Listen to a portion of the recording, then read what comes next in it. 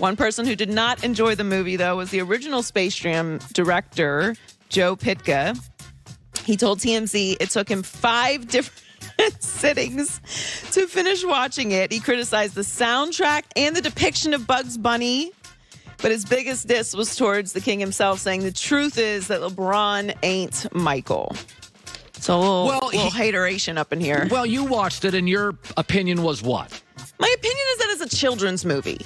So if you're leaving that theater with a, in-depth critique, then you have something you feel like you need to say about LeBron. Because this was a kid's movie. This is not for you. It is not for me. I'm a 34-year-old woman. I saw the original Space Jam when I was 10 years old. So that's why I like the original Space Jam, because I was 10. You tend to really be embracing and clutch to things that you liked in your childhood. It's a good movie, Space Jam, the original one. It's one of my favorite sports movies because I saw it when I was 10. If I saw this one when I was 10, I would think it was amazing. It's for children. There's like video games and like corny jokes and getting your dad to appreciate what you're into. It's not for 30-year-olds. Get over yourself. I know. It is a children. It's like coming out of Frozen. Like, I didn't appreciate the soundtrack. I don't know if these characters were developed enough. It's a kid movie. Stop taking yourself so seriously. It's a children's movie. It's not Shawshank. Yeah, I mean, I have said Michael and LeBron and Magic. So take centers out. Michael, LeBron, and Magic are the 3 best basketball players, non-centers, I've ever seen. And they were all really different personalities. Yeah. Like Michael was relentless. Magic was joyful. Magic was fun. Like the perfect nickname. Magic. It was just fun. He smiled. He was fun. He was hugging people. Michael was hard and relentless. And LeBron's a little bit of both. There's a little bit of a business cutthroat to LeBron. And he also is more joyful. But we have to remember is that they're different movies because Michael and LeBron are different people. Their background, one grew up. I mean, let's be honest about Michael. Mom and dad and family. And then he goes to college with Dean Smith. He has this great support system. Well, LeBron didn't grow up like that. And then he didn't play college. So LeBron's background is different, and it's made him a completely different person than Michael. So the movies are going to feel different because the guys are different. And they're going to be compared to each other because it's Michael and LeBron who are always compared to each other, and everyone loves the first Space Jam, and so they're going to compare it to the second one, which I also think is a mistake because it's not meant to be really a sequel. It's just it's kind of a remake, like with a completely different story. Has there ever been let me ask this to the audience. Has there ever been a remake or a second that beats a first in movie history? Yes. What is it? I'm trying to think of one. Sequels. Has there ever been a sequel better than the first? There's one that like everyone agrees on. The Dark Knight? Yeah. Empire Strikes Back. Godfather. Well, Godfather 3 was a disaster. Godfather 2 was good. Lord of the Rings. Not many, though. No, the second one. Like when you start getting to like the third and the fourth and the fifth, like, okay, you're getting Caddyshack 2, not good. How do you feel about Rocky? Because I really think like Rocky the was the original best. Rocky. You like the original first Rocky movie the best. I thought the story was more heartfelt, more genuine. It felt more real. I really like the first Rocky also. Yes. But we're not going to talk about that one. But Rocky I mean, movie, I guess my point is, it's a losing battle. But like Creed is a remake, right? Like it's not really a sequel. It's a different storyline, and it was a good movie. So I don't know. I don't want to break down Space Jam. Was Empire Strikes Back better than Star Wars? Is that the feeling in the movie industry? Yeah, the entire control room is yelling yes. I got a bunch of Siskel and Eberts back there that all these guys know all the answers. I thought Star Wars was excellent.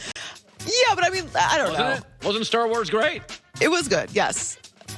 Right. I don't know. I like the sequel too. But all I'm saying is it's a children's movie. Don't take yourself so seriously. It's not meant for you.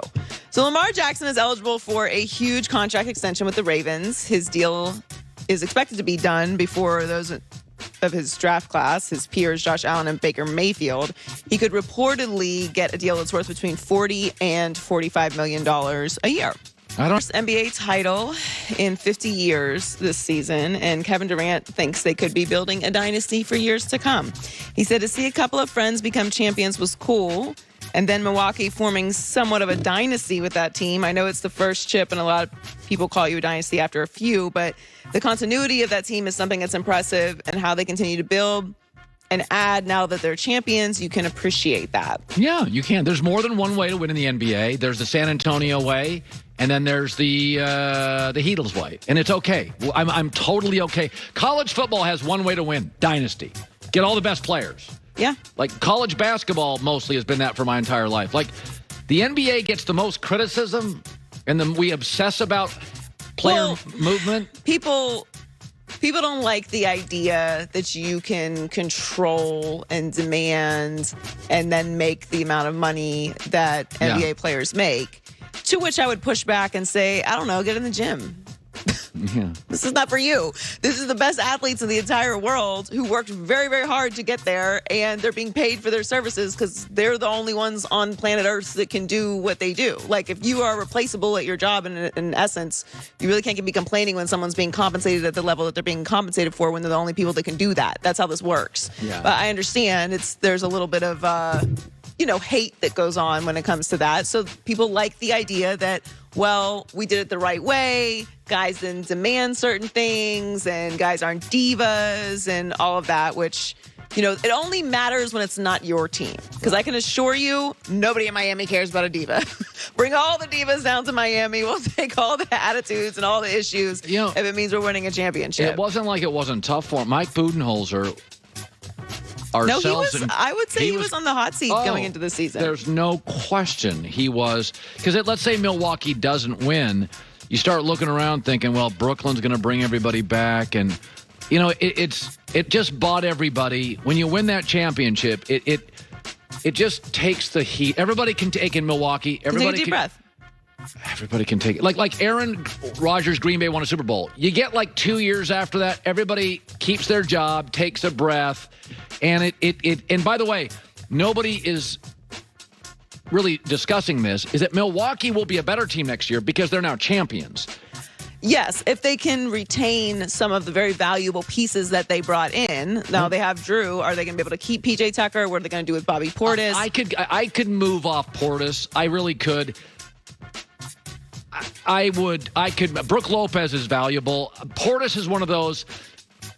Everybody's like, you got to bring everybody back. You don't have to bring everybody back, but if you lose someone that has a specific skill, you better replace it. Yeah. Because, look, we're all talking about, I'm not personally talking about dynasty. I think that they are built to be good for years to come, but I also think the Suns are built to be good for years to come. Are you going to win multiple championships with this current group? I would be somewhat shocked if they didn't get back to multiple finals.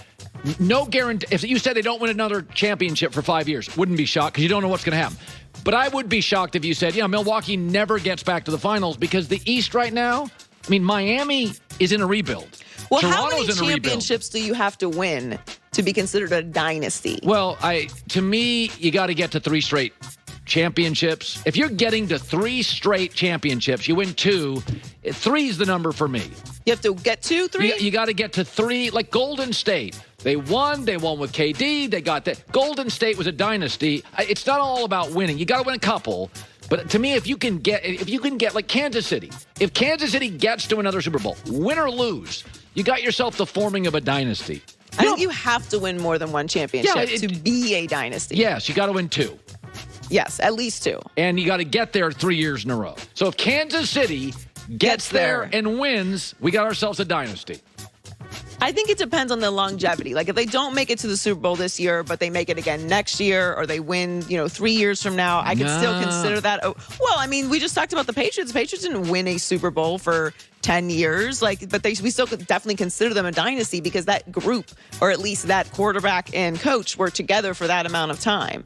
So I think it just depends on how you define a dynasty. But I do think that they're definitely going to be competitive and be at the top of the East for a while. When the Mavericks won in 2011, you didn't have to be a basketball savant to go, this is probably a 1. This is a 1 out. When the Pistons beat Shaq and Kobe, remember that Rip Hamilton team? Yeah. You're like, okay, it was lightning in a bottle. The Raptors. Like there are times what Milwaukee is, if people stay healthy, it feels sustainable. They could, it feels very sustainable. Titles, nobody knows because players move too much. but I would be shocked if they're not a repetitive Eastern Conference champion 3 of the next 5 years. I'd be shocked if they weren't.